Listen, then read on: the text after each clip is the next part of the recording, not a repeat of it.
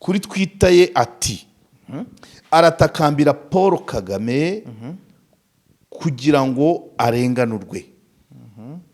Ati Ndayirata ni umushoramari mwiza kandi wari ugeze heza mu kwiyubaka no kubaka igihugu cye. Yitwa Ndayirata Janvier Geoffroy.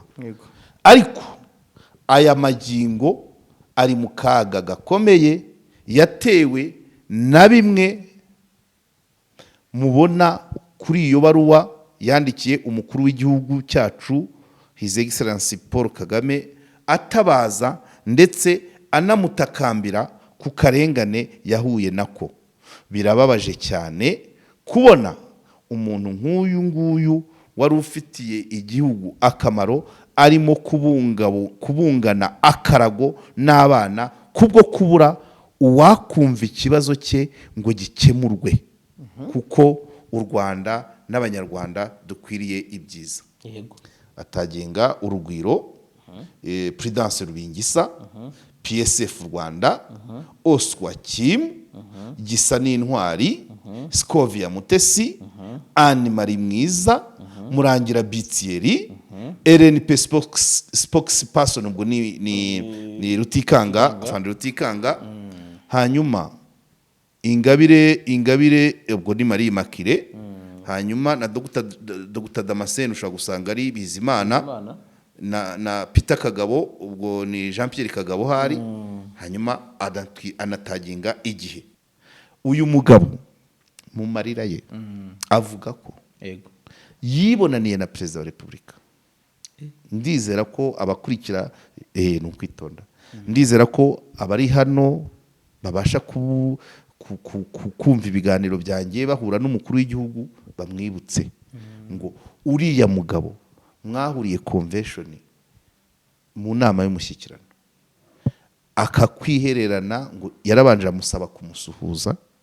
Umukuru w'igihugu aramubwira ati inama nirangira ndagushaka. Yaramaze kumubwira ikibazo kumwe nyine abantu no kuryoshya ibiganiro. Abanza amwereka ikibazo yagize uko uruganda rwahombye n'ababigizemo uruhare abakozi babiri ba banki. Arabimusobanurira, amusaba inkunga, anamusaba kumuramutsa. Avuga ati inama nirangira ndakureba. Ahura n'umukuru w'igihugu. Umukuru w'igihugu amusubirishamo ya dosiye. Mbwira byagenze biti. Umugabo aramubwira uko muri banki bamuhaye miliyoni 60 ahita azishyira mu gikapu aziha abakozi ba banki ngo bazamuhe credit ya miliyoni 350. Ya 350 ntibayamuhaye. Ariko ubu banki ivuga ko arimo miliyoni 350 kandi nizo 60 yazihaye abo bagabo babiri. Ni dosiye ikaze. Ni dosiye ikaze. Hanyuma umukuru w'igihugu babonanye.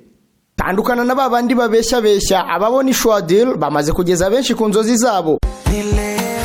Aya mahirwe mboneka rimwe ntagucike. Ubushobora kubona akazi cyangwa kuminuriza byoroshye mu bihugu nka Canada na Amerika ubifashijwemo na Neo Travels. Izi nzobere zigufasha kandi kubona visa, inguzanyo yo kwiga no kubona amashuri meza muri Amerika n'Uburayi. Si bigusa kuko ushaka no gutembera, kubona akazi no gukora business byose babikugiramo neza kugeza ubonye visa. Kabya inzozi zawe zibimamo hamwe na Neo Travels. Ku bindi bisobanuro wabahamagara cyangwa ukabandikira kuri nimero ubona kuri ekara yawe. Neo Travels, amahirwe yawe kuri inshuro ari imbere yawe. Yes, Karya Omar Pano nanone kandi twizere ko mumeze neza cyane abakunzi ba KOP. Ni iby'agaciro rwose kubasanga mudutegereje. Ni byiza cyane, turabasuhuje aho muherereye hose ku isi. Twicaye muri Urban by City Blue, ni naho tugiye kuba tuganira n'ubundi nk'ibisanzwe na mwarimu wacu Bwana Karya Omar Jean Baptiste. Ubwo mboneraho no kumusuhuza hano kuri KOP ho. Urakoze cyane. Bizi ko ni mu rugo abantu bagomba kumenya amakuru yawe. Amakuru yanjye ni meza. Hari ubushize sinashimiye abaganga birima. Warabashimiye cyane. Twavuze ko tuzajya kubasura tukajya gusura ibikorwa by'ibitaro bya Ririma mu bijyanye n'inyunganirangingo. Ino minsi nyuma ya burya babonye ko nashimira abantu bacu bamaze kugera 33,000 birenga. Yego rwose. Babonye ko nabakubitiyemo na Kaganyobwe. Hari abantu benshi nahise nibutsa iriya misozi. Nakubonye nawe uri kugacinya. Abantu bose nahise nibutsa iriya misozi na ruriya rurimi hano umuco hariya ni ahantu nanjye numvaga biryoheye. Nawe uba umunyebuzare. Ni hafi yaho twajyaga tuhatemberera tujya gukina ariko twari tuhafite n'abavandimwe. Yego rwose. Ni hafi ariko ntabwo ari neza. Ariko ubwo nyine karanagacishijemo kugira ngo abantu babe baruhutseho gakeya kandi nongere nkurure nabo nyine abanyabuzare. Yego. Muryaho mugumire. Kabisa numvise. Byari ngo nari mbizi ko hari abantu benshi baturuka muri kara gace batahaheruka. Byari ngombwa ko mbakumbuza uko hameze akabeho kaho. Yes. Byari ukoroshya ubu ntabwo twajya duhora mu bikomeye. Ntabwo twajya duhora mu bikomeye no kugira ngo nababandi bakata tube tubahaye kakonje. Buriya kuri Nadine ntacyo bakata. Yakata iki? Good. Hanyuma rero n'ubu ngubu baranyihanganira usibye dosiye ya Rurindo kuri fazi igezeho niyo ndaza kuvugaho nk'iminota 15 cyangwa 20 ariko ibindi ni bisanzwe n'amatangazo. Ubushize rero nababwiye ko hari umuntu wemeye ko wadusabye ko tumufasha ko inzu ye yagurwa iri Kanombe hanyuma yamara kugurwa akaduhemba ariko akanashorera agaha miliyoni 2 wa muvyeyi wo mu mihonongo ya ntuza ya bibande y'Ikarembure munsi ya gare ya Nyanza. So ejo nagiye kwisura inzu nagiye kwisura pe.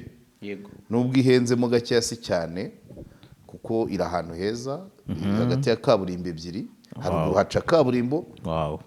No kwirembo hagaca kaburimbo. Ndabyumva. Agakaburimbo imanuka yo ni kaburimbo imwe abaturage baba yaranje ariko sava imbere urusengero rw'Abadventiste. So ubwo rero nagiyeyo nta kamera natwaye natinze kubabona sinahamagara umukameraman. Nagiyeyo nka saa 6:15. Mbere yaho hari abandi bantu nari nagiye bari bampamagaye.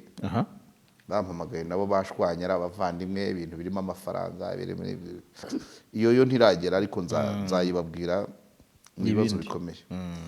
Hanyuma ubwo nyine nabanjeyo 2:30 nagiyeyo mbonana nabo bavandimwe bari gupfa ibintu batari guhuza mu bijyanye na investment kandi n'abavandimwe pe. Hanyuma mvayo ngaruka ku kazi wa mudamu abonetse njyayo inzu yo narayibonye pe. Iri muri parcelle ikorotiye na munyu amatafari ahiye irimo inzu 2 kadastre ya kera. Yego. Na konoshi y'ibyumba 3 n'amasanitera 2 imbere. Hanyuma niyo kadastre nayo ikagira ibyumba 4 na saniteri imwe imbere. So ni ahantu hashobora kuba hakwinjiriza 500-600 umuntu abashije kuhitaho. Yego. 500-600 imbere y'urusengero rw'Abadive. Nibaza ko nka pasiteri w'Abadive we ntago yakwirwa yivuna yakodesha aho ngaho Dani yahaba cyane. Oya Dani n'abandi pasiteri mu gihe pasiteri atarabona imodoka yabakodesha aho cyangwa naho ariko n'Abadive bahagura koma bakahagura. Yego nyine bakazashyira wenda ka creche ka materineri cyangwa office bakuzaye gitari iri mu bisabwa. Nta nubwo ari ngombwa ko kontabilité ikorera mu rusengero. Donc hari icyo bahakorera nabo bari mu bakiriya ba mbere twakurura. So mbivugiye ko abadukurikiye hari abakeneye kugura amazu. Hari abari muri diaspora cyangwa abari mu Rwanda abari muri diaspora bakeneye kuyagurira abavandimwe cyangwa nabo bakazayazamo baje mu zabukuru. Hari n'abari hano nabo bakeneye investissement mu butaka metero kare 700 zirengaho gato 708 komsa muri Kigali ku muhanda munini kuva ku iruhande rwa Victory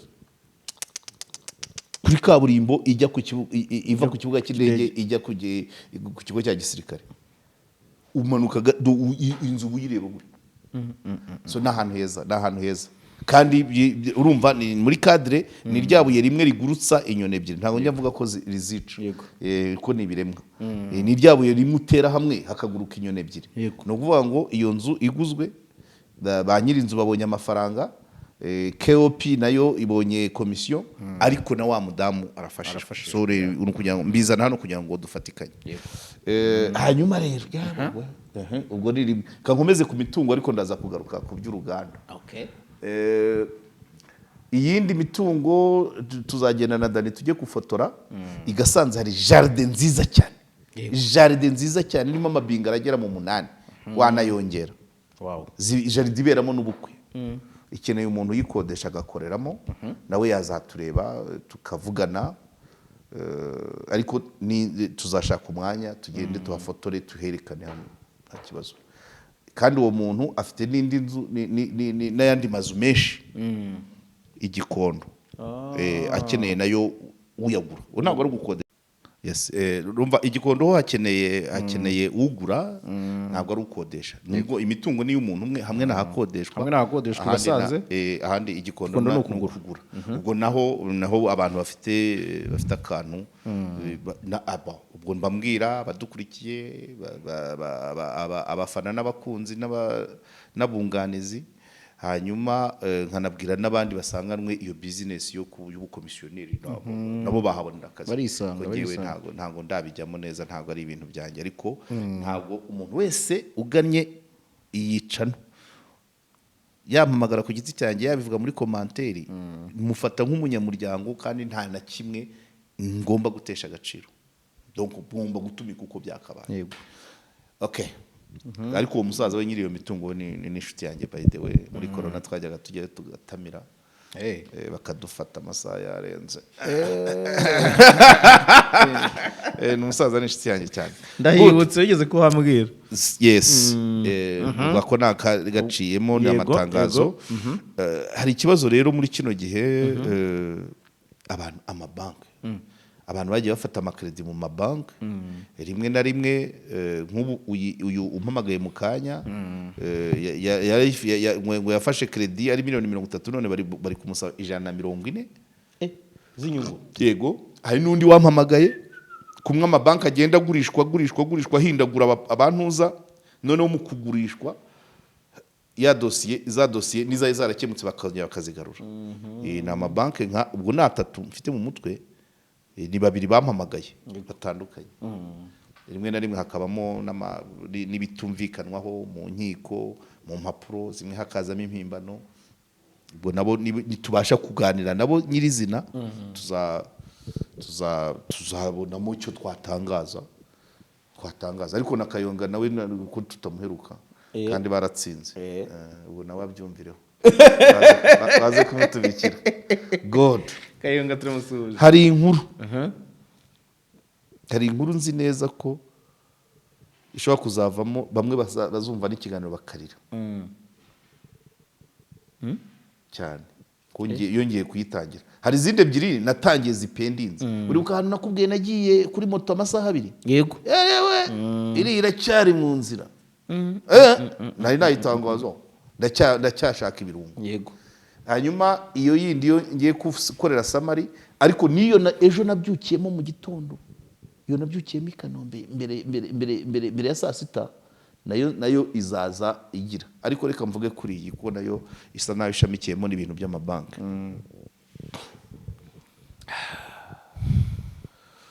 umuntu yarampamagaye na nimero iri hanze urabona ko ngira umwanya mucyo wo kwitaba amatelefone abantu bari hanze rero nabo ntibakwandika rigakeya baba bashaka muhanze muvugane twavuganye yamaze iminsi birashaka bigakubitana niba ntari muri kamera za hano ndi muzahehe nkamwandikira ndi mu kazi ndaboneka igisaha tukaburana ageze aho ararambirwa aranyandikira ati kuhora umbwira ko uri mu kazi kandi nanjye ibyo nkubwira ari iby'akazi biti sinkubeshye nari nicuye ngomba kwiyongeza agasieste gatoya byari saa 8:37 bimwandikiye atarampamagara twaravuganye kugeza saa 9:49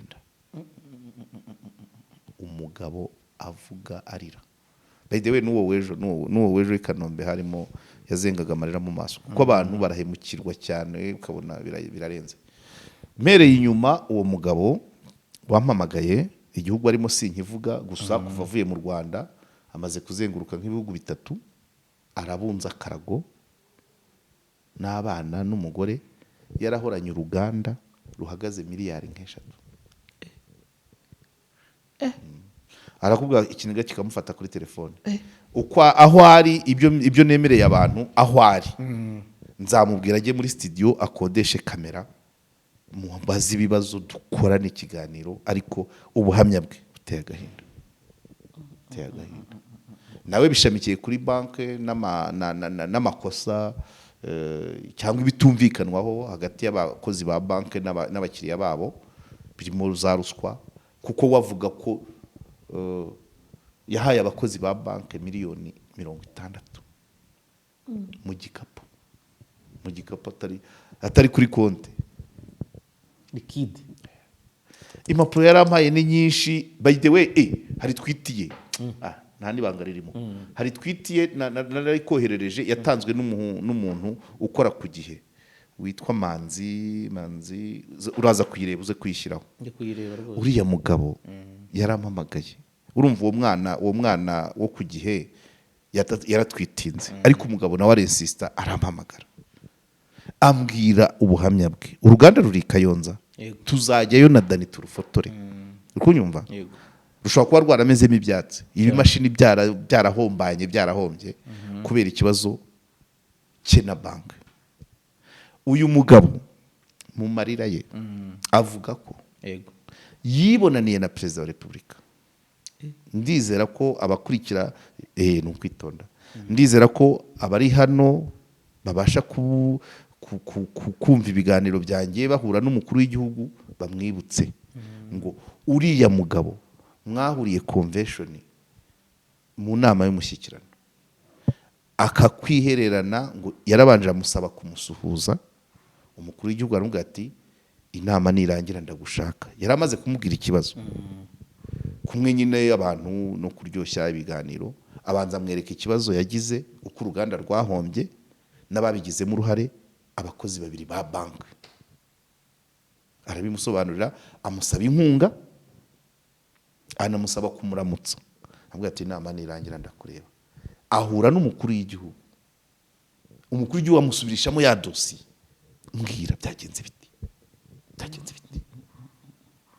Umugabo aramubwira uko muri banki bamuhaye miliyoni 60, ahita azishyira mu gikapu aziha abakozi ba banki ngo bazamuhe credit ya miliyoni 350. Ya 350 ntibayamuhaye, ariko ubu banki ivuga ko arimo miliyoni 350, kandi n'izo 60 yazihaye abo bagabo babiri. Ni dossier ikaze, ni dossier ikaze. Hanyuma umukuru w'igihugu babonanye aramusobanurira.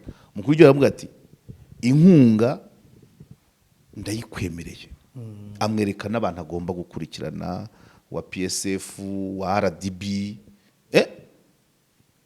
ariko aranubwira ati singuha inkunga gusa, ariko n'abo bantu batumye uhomba ndabashonga. Uwo ni umukuru w'igihugu avugana n'uwo mugabo. Dossier baraprocessinga, icyo umukuru w'igihugu yamwemereye hazamo akantu ndi buvuga aha ngaha, yewe abakata mushaka imikasi. Uwo mugabo yakanyibwiriye. Uwayoboraga PSF, donc barabaze umukuru w'igihugu amaze gutanga oda, PSF, RDB, inzego mbese zibifite mu nshingano zifasha uwo muntu uruganda rutangire. Bijyanye n'ibyo umukuru w'igihugu yarimo muri Baku muri Azerbaijan, bijyanye na muri COP 29, bijyanye na climate change. Uwo mugabo uruganda rwe rwakoraga envelope, ambalage zisimbura amashashi, ubwoko bwose, ambalage kado. Uruganda rwari ruzwi rwitwa RPM, Rwanda Packaging, Rio Packaging, Rio Packaging Manufacturer.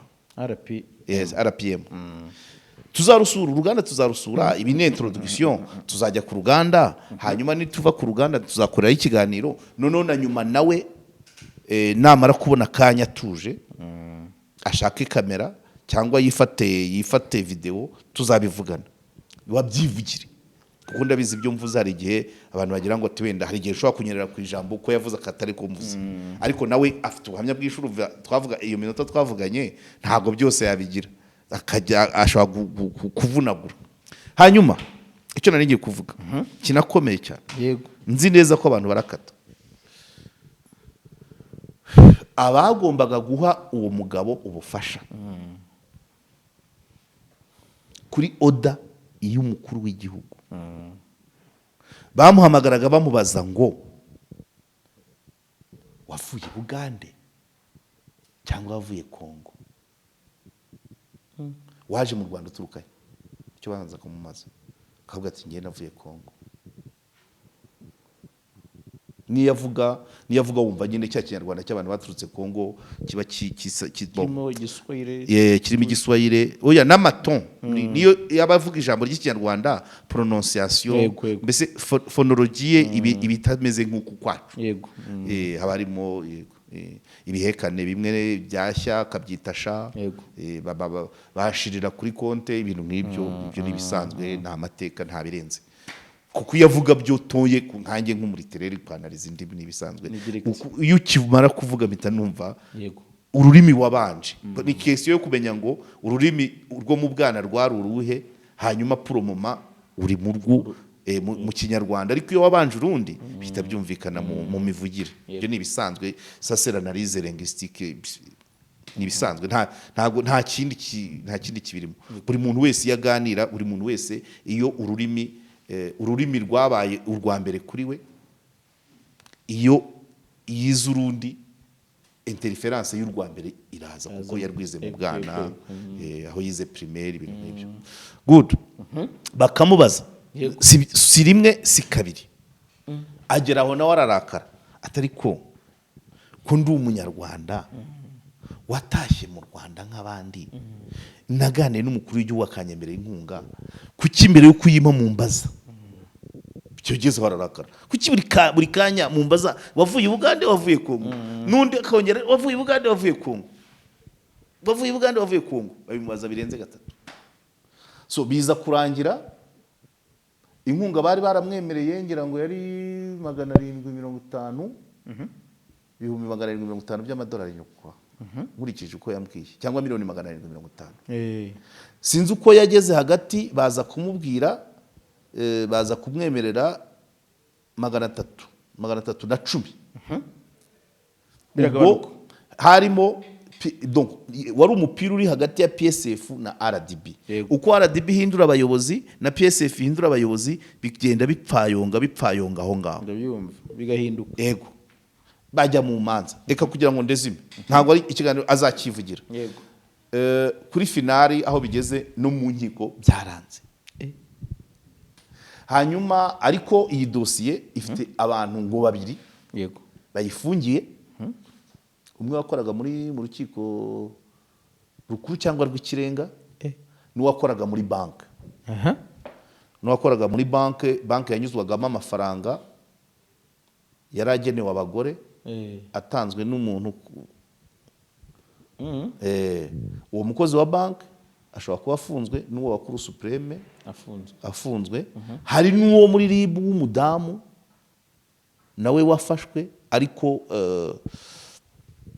bikaza ku akarekurwa ni dosiye ikomeye ubu nanjye simbizi ariko nimva ku ruganda maze no kubibona byose nzongera mubwire we abyivugire ku mashusho n'amajwi tubitangaza birakaze uwo muri RIB ikintu yafungiwe kuko babagabo bafashe miliyoni 60 barahari yego bagenda basibanganya ibimenyetso umwe afite famille ngo iba muri Amerika ariko waracyaraha nundi arahari bagenda basibanganya ibimenyetso uwo mudamu ngo wo muri RIB we yarakurikiranyweho ko yakoranaga nabo noneho uko abantu baza gutanga ubuhamya babutanga muri RIB umudamu agatanga amakuru kuri ba bandi bavuye bagahita bashaka ibimenyetso bakahimba ibimenyetso ni dosiye irimo urumva nirinze kuvuga amazina y'amabanki ariko wazabyivugira n'uburenganzira bwe ni banki imaze kugurishwa noneho umudamu ngo agaha iyo banki nari imaze kuvuga yagurishijwe inshuro 6 imaze kugurishwa kabiri kwa uwo mugabo uruganda rwe rwari Kayonza bivuze ko yakoreshaga banki ya Kayonza cyangwa Rwamagana akaba abamukuriye ari abo muri iyo zone ya East y'Uburasirazuba so mu batangabuhamya be rero harimo abari abakozi b'iyo banki bagiye mu kazi batanze ruswa umwe ya miliyoni 3 undi ngira ngo yimwe undi ngira ngo yesheshatu ibintu nk'ibyo ariko ayo mafaranga ya ruswa batanze yagiye muri cya gikapu wa mugabo yashiriye babagabo babiri cya miliyoni 60 abo rero batanga ubuhamya bati ibi bintu turabizi gutya twari duhari no muri system batanga ubuhamya rero uko narimo sobanura uko umudamu wo muri RIB yabijemo abo barazaga batanga ubuhamya muri RIB umudamu ngo agahamagara babandi bahawe miliyoni 60 bagahita bagira gute bashaka ikizanzimangatanya ikizavuguruza ubuhamya bw'aba bandi bahoze ari abakozi ba banki yego acyumvise nabyumvise cyane ni dosiye ndende ukuntu mu ruganda byagenze bakamusaba bakamushyiraho kondisiyo yo kwirukana umuvandimwe wari nuza shareholder bese ibintu yewe data we yarabimbwiye numva nahubwo abagabo murakomera iyi tweet ya nuza nuyumva reka nze ariko ndetse gatoya nunazimye yego nunazimye reka nze nyikwereke reka nze nkwereke iyi tweet uyu mwana ndamwita umwana ariko ni mutoya byanze bikunze kuri nge uyu nguyu wa ariko nawe nari guhaye uriya nuko utagira nuko reka nze nyisome tweet y'uyu muhungu kugira ngo n'abakata n'abarabanza kureba ngewe bamenye ko uyu mwana yaratwitinze uhire mu nzu nta adapfunda imitwe bivuze ngo uyu mugabo yanyitabaje ariko yabanje no kwitabaza uyu mwana wo kugihe umwana wo kugihe nawe yifashisha tweet yitwa page kanze ndebe twamaze kwandikirana ibintu byinshi aha nawe yaratwitinze deja reka manze uyu muhungu aha ubu ngubu aho bigeze nawe yanandikiye mukuru arinda ariko ntabwo yamwandikiye nk'umuvugizi wa guverinoma wungirije yabanje kuvuga ati nonseroma kuba umuvugizi wa guverinoma wungirije uri umunyamategeko system wazibayemo donc nubwo kumubwira ati kora byose ubihuze ariko ndenganurwe tweet y'uyu mwana kuko biri kuri Twitter byo ubwo biravuga ngo n'amazina ngiye kuyavuga niko bimeze mwihangane simbana nabazi sinzi ikibabwira ngo muze nzabikorera icyo bazakata bazarwa good uyu mwana yitwa Irene Merci Manzi yego kuri Twitter ye ati aratakambira Paul Kagame kugira ngo arenganurwe ati ndayirata ni umushoramari mwiza kandi wari ugeze heza mu kwiyubaka no kubaka igihugu cye yitwa Ndayirata Janvier je crois ariko aya magingo ari mu kaga gakomeye yatewe na bimwe mubona kuri iyo baruwa yandikiye umukuru w'igihugu cyacu His Excellency Paul Kagame atabaza ndetse anamutakambira ku karengane yahuye nako birababaje cyane kubona umuntu nk'uyu nguyu wari ufitiye igihugu akamaro arimo kubungana akarago n'abana kubwo kubura uwakumva ikibazo cye ngo gikemurwe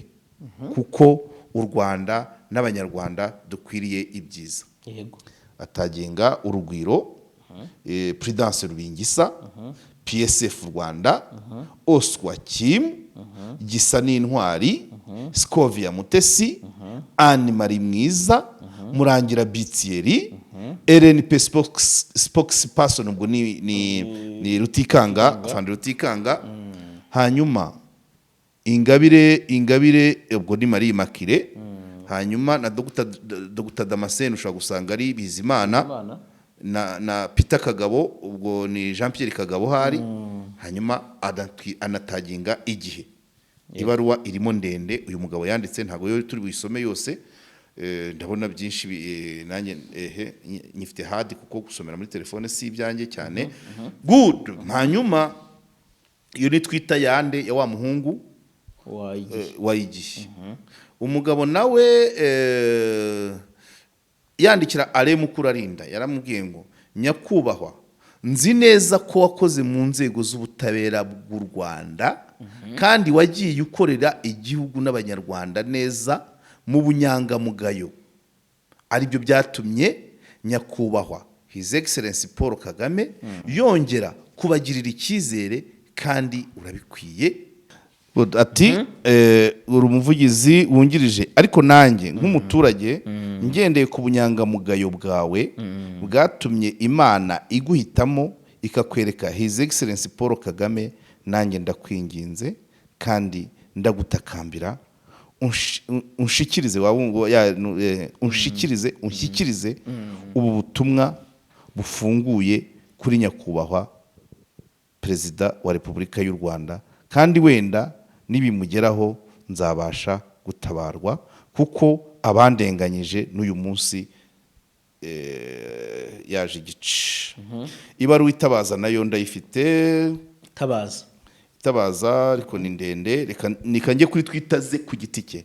Ibaruwa yo ni ndende, mfite hard copy nzayibasomera, kandi n'uruganda tuzarusura. Rurimo nubwo rwabaye itongo. Ndayirata Janvier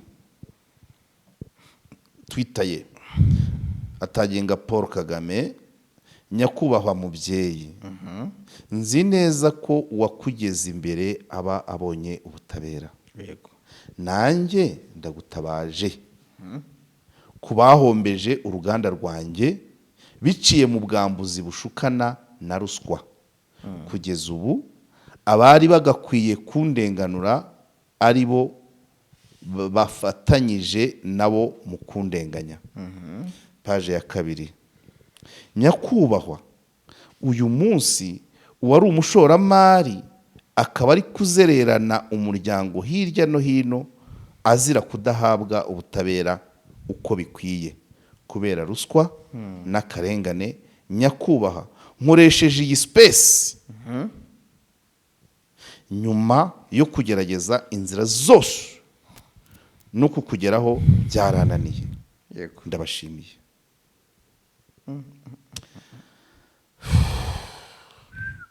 Ibindi amaraporo, amavideo, RBA yagiye gusura uruganda igihe batamimu, dosiye ni ndende, ariko uko atabaza nanjye ntabaza ntabwo ikiganiro cyose kirangiye. Tuzajya ku ruganda, icyo ni kimwe. Hanyuma nawe azageraho ashaka uburyo, kuko ntabwo ari mu Rwanda, ashaka uburyo yafata, ariko yavuye mu Rwanda asa naho acika cyangwa ahunga. Ntabwo yaratekanye. Idosiye abantu bayizi ni benshi, abo yambwiye yewe data we, buriya amazina nari niyirinze kuko nuko ngezeho nkasanga byaragiye hanze, kuko iyi twita ye ni uriya mwana wo ku gihe. So urumva yashatse iminsi manza ari nk'itatu, none bikagenda bihuza n'akazi kubera ko n'umutwe wanjye simba ashaka kwitaba telefone umwanya. Ageze aha aravuga ati please wimbwira ngo uri mu kazi, nanjye ibyo nkubwira ni akazi, kandi koko niko. Ibaze kuba waragize uruganda, ubu duhanganye n'ibibazo byo kubura ibyo abantu bapfunyikamo. Yari yazanye igisubizo, inkunga ziza nkurikije inama umukuru w'igihugu harimo muri Azerbaijan COP29 ijyanye n'ihindagurika ry'ikirere. nkurikije ibyo iriya video iki kiganiro cyagiye ubushize cyo gutera ibiti igicumbi muri green igicumbi izo zose ni ingamba zo guhangana n'imihindagurikire y'igihe we yari yazanye igisubizo cyo kugira ngo abantu bacukubiri n'amashashi kandi bacukubiri no kuvuga ngo envelope ziva hanze y'igihugu envelope ziva hanze y'igihugu rimwe na rimwe n'ibipapuro ko bakoraga n'ibipapuro nkurikije amavideo make nabashije kubona avuga ati ibituruka hanze bisaba bitwara amadovize y'igihugu we yakoraga izo envelope ahereye nari nakibagiwe bya bipapuro twirwa tujugunyanga ahantu hose none akagenda gasya akabivanamo pate ikavamo urundi rupapuro rukavamo envelope rwa ruganda rukomeye rufite amamashini menshi no ngo envelope ntago urubivuze ngiye ntacyo yempo nari confusinze na za envelope tujya tubona ziriho amanota y'abantu CV we yabanzaga kubisya yabanzaga agasohora nuko ubwo rero uruganda ruri hejuru urumva akarengane yahuye nako yampamagaye ntamuzi nta nubwo reka da n'urwo ruganda sindarujya ariko nzajyayo nyuma y'iki ngiki tuzajya ku ruganda dufotore tuvugisha abari abakozi turebe na impact n'ibyapfoyanze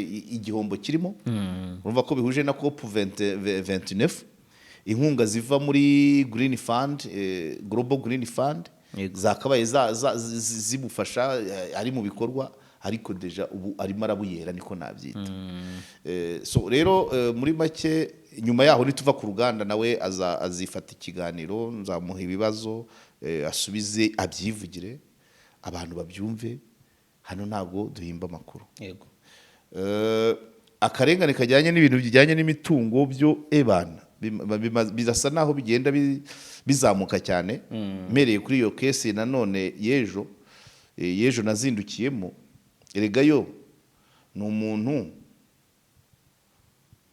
wari muri wari ufite inzu isanzwe kadastre ari muri position itamwemera kugira icyo ayimaza yego undi muvandimwe baramubwira ati rero reka nyishoremo nyivugurure ibyara umusaruro yego hanyuma wa mugabo nyirinzu bakajya bakorana akabwishyura uwavuguruye ashyiramo abapangayi hanyuma akunguka akishyura na banke amafaranga yavuguruje hanyuma akagira n'ikindi agendera nyirinzu wa mbere hanyuma rero haza kuzamo akantu ko kuvuga ngo abapangayi bamwe bashaka kwegera nyirinzu urabyumva bashaka kwegera nyirinzu bamwigiraho inshuti ngo bakwepe wa undi wemvesije kandi watakajemo amamiliyoni ubwo icyo ni ikibazo aburumva abavandimwe mu mitungo ni ikibazo hari case par exemple ntuza Kimihurura ejo hari undi muntu wampamagaye simba mbazi bari hanze inzu y'umuntu w'umunyarwandakazi waba barashakanye n'umuzungu bayikodesha umupasiteri umupasiteri agenda araruca ararumira kwishyura ce ariko ngo bijya mu nkiko avuga ko hari ibindi niba hari ibyo yakoze ku nzu niba ashaka kuyigarurira ntumbaze hari abandi bampamagaye nabo bari hanze mu Budage umugabo w'umudage nawe washatse umunyarwandakazi bubaka inzu Gisenyi yego bagenda mbere ya 94 umwana wabo ubu niwe wakuze yego ashaka inzu ariko mu kuyishaka yizera umuturanyi begeranye ubu nabo bampamagaye harimo vurugu abavoka urumva ngo bakamubwira ngo inzu ihagaze $50 kandi avoka ashaka bo 14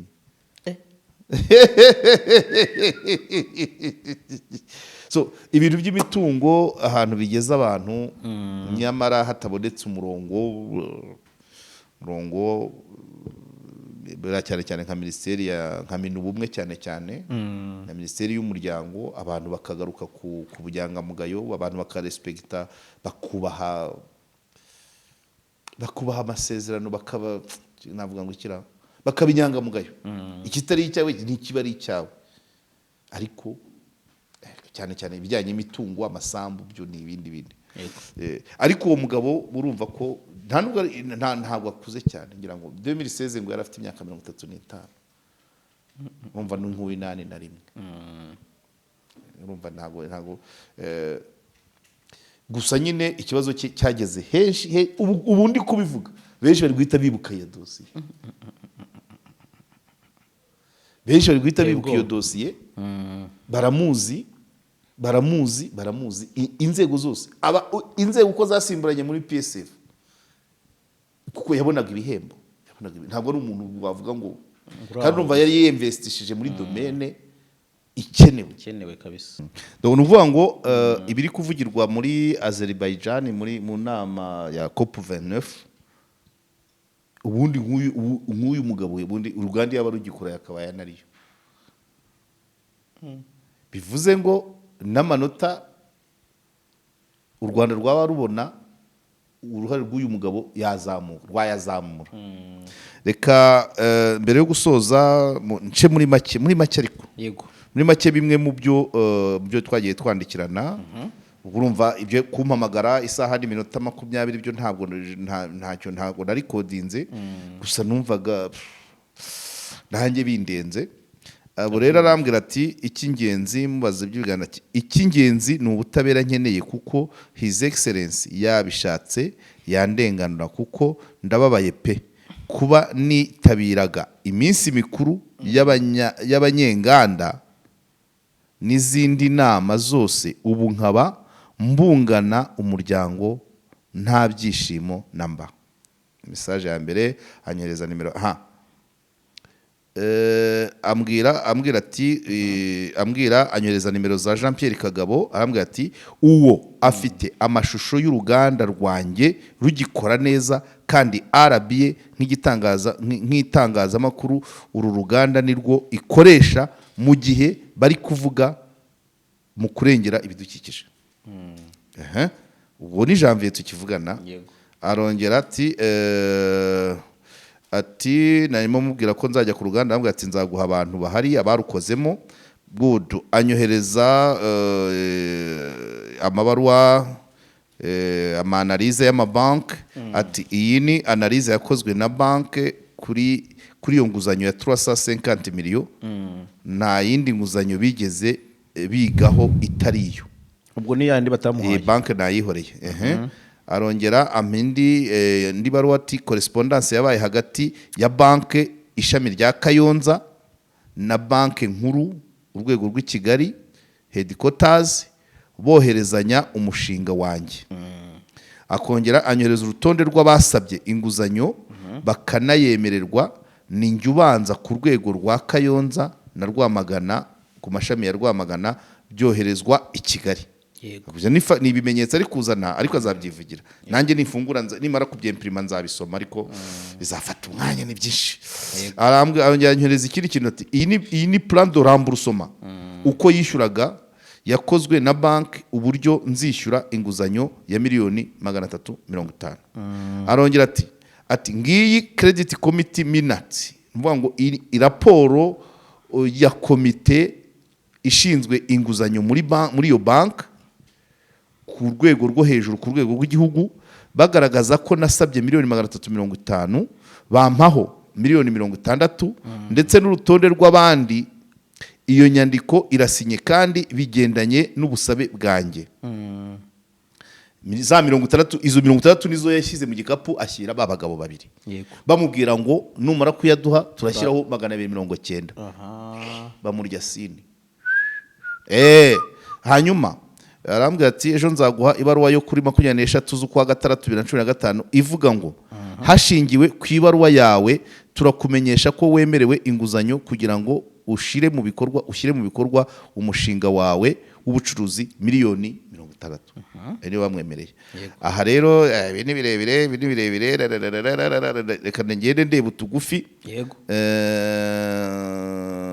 Ejo harimo ambaza niba nabonye umunyamakuru nohereza i Kayonza nanjye ndamubwira ngo nzigirayo nzashaka imodoka ari weekend nigireyo. Ati urakoze ndabashimiye. Nyuma arakomeza notification y'inguzanyo 60 ari kwishyuzwa 350 kandi yabonye 60 nayo ntiyayakoresha ayakoramo inkebebe. Arangera ati ahangaha arambwira ati iyi ni raporo banki ubwayo yakoze isobanura uko byagenze no kwemeza ko banki niramuka itatanze amafaranga yemeye asigaye umukiriya azahura n'igihombo ndetse na banki igahomba. Aha arambwira ati nubona ari ngombwa uzambwire nitegure ugiye gukora ikiganiro umpamagare maze nsobanure biri live. Abandenganyije ibyo azabikora. Hanyuma mu kanya ndi hano ndamwandikiye nti bya bintu wambwiye byose mbivuge. Yego. Ati yes nta kibazo kirimo nanjye nzaguha ikiganiro mbisobanure muri make. Numvuga ngo iki ni ikiganiro cya mbere, icya kabiri tuzagikorera ku ruganda, icya gatatu akitwihere. Yego. Good. Iya nyuma message ya nyuma mpaye none hanicaye aha. Ati nabwo nari maze kumubwira mbisobanure rwose next week nzasura uruganda nyuma yaho tugirane ikiganiro. Ati yego byiza nge nta kibazo mfite nkeneye kurenganurwa niba binashoboka bampe abanyamategeko babo mbagaragariza ukuri cyangwa se iperereza rikorwe bundi bushya. Iyo niyo message tumaze kugirana isa 6:38. Yego. So rero reka dusoreza aha. Ubuhemu bumaze kuba bwinshi, amafaranga ngo yaguze umwana w'Imana ameze nabi, abavandimwe iki abantu mu nshingano ngibyo. Icyo abantu bagomba kwibuka nuko hano aho tugeze kwamamaza ikaro twafatiyeho hano ntabwo duhimba amakuru. So kubera ko twafashe n'umwanya mwihangane dosiye ya gitifu tuzayikora updates zirimo zo ni zisanzwe gusa reka muri komanteri z'ikiganiro cy'ubushize nari navuzemo umucuruzi we ntabwo ndamuvuga nubwo bamumenye. Yego. Umucuruzi ufite inzu yubatswe n'abanyururu ntabwo ari benshi. Hanyuma muri komanteri ku kiganiro bavuze izina ry'umucuruzi. Muri komanteri umucuruzi bamuvuze izina. Yego. Yego ndabona icyo atagizwe na M. Ndabona tujya kwitiranwa. Hanyuma bakavuga ko amasambu aherereye mu karere ka Rulindo umurenge wa Rusiga Forodo yigeze kubamo akagari ka Gako kari ku muhanda kaburimbo ugana ku Kirenge. Imidugudu ni 2 y'ayo masambu Kabunigu na Rwintare. Urubanza rurimo kuburanishwa mu rukiko rwisumbuye rwa Gicumbi. Ni imanza yego urubanza bampa UPI y'ayo masambu. Bati ubuso bw'ayo masambu urumva amasambu ari mu midugudu 2. Ubuso bw'ayo masambu ni hegitari 87 n'igice. Fata hegitari 87 n'igice ufata umuntu waze exploiter imyaka 40. Niyo mpamvu bivamo ati agaciro k'amasambu ni miliyari 15.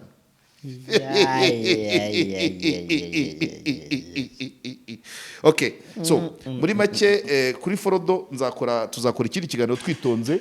Ibyavuzwe ni byinshi ariko ari byo baba batavuga nk'aka ngaka ntabwo karimo kandi kashobora kuba impamvu uko tugaruka ukuntu urugo rwe rwagoswe akavugana na ba Oswa Kim. Ikindi nuko abantu batekereza kuva Mbogo ujya Gasiza ni distance ntoya cyane. Yego. Nubwo ategetswe kuba mu murenge ariko ntiwamara icyumweru. Ntiwabura se kwinyabya ku manywa nibura ukaza ukarara mu murenge ukareba madamu nubwo umudamu ari umwarimu kazi se ntabwo yasaba gahushya. Cyangwa se nimugoroba ukaza ukagera saa 11 saa 5 ukazamuka ukajya kurara mu murenge. So ibyo byose rero byagiye bituma ari n'umudamu agira urwikekwe anabibwira na meya na madamu wa Forodo basa naho bihuza kubera ko Forodo atagaragaraga mu rugo. Byitwa karakaza. Hanyuma dosiye uriya byose bari kuvuga ko umwana n'amarogi hano mazino yo marogi hano za Kicukiro arimo amarogi yajyanagamo n'uwo mwana. Ubu usibye ko bigoye nyine kuvuga ngo abantu binjiye mu cyumba kimwe bagiye gukora ibiki ariko se nyine niba ari abagabo babiri bagiye gusengerana agacupa kuki batamwera kuri kontwari cyangwa muri bingaro bagafata icyumba ugafata icyumba. ni ibintu bigomba, hari ibindi bigomba kugira kongera abantu bakareba, kandi uriya mwana ntabwo ari we wenyine. Uriya nuko we yaturukaga kure, hari n'undi wahabaga mu buryo busa naho buhoraho. Mwana ngo wabaga ngo za Bumbogo, ariko yavukiye Ruhango Imbuye, mu murenge wa Mbuye. Uriya muhungu bahinduriye amazina. So ni ibintu tuzongera tubigarukeho, ariko pratikuma nahereye kera mbibabwira. Uriya mu meya, nubwo na meya nawe atoroshye, ariko ntabwo yoroshye mu matiku cyangwa guhimba. Yoroshye mu kuba kumira kwijambo, mu kuba ingare. Reka ngo no muri quartier ngo ntawe uvuza radio. Ngo hafi yo kwa Karinda, hafi yaho abakinnyi ba Peri bacumbika, ngo ni imodoka yatsa muri siransiyo. Ntabwo yoroshye uriya mudamu, ntabwo yoroshye, ariko ikigaragara cyo mu gutsimbarara kwe ntabwo atsimbarara mu mafuti. Yego, uyu mugabo Forodo, umuntu uzwi na Semuhungu.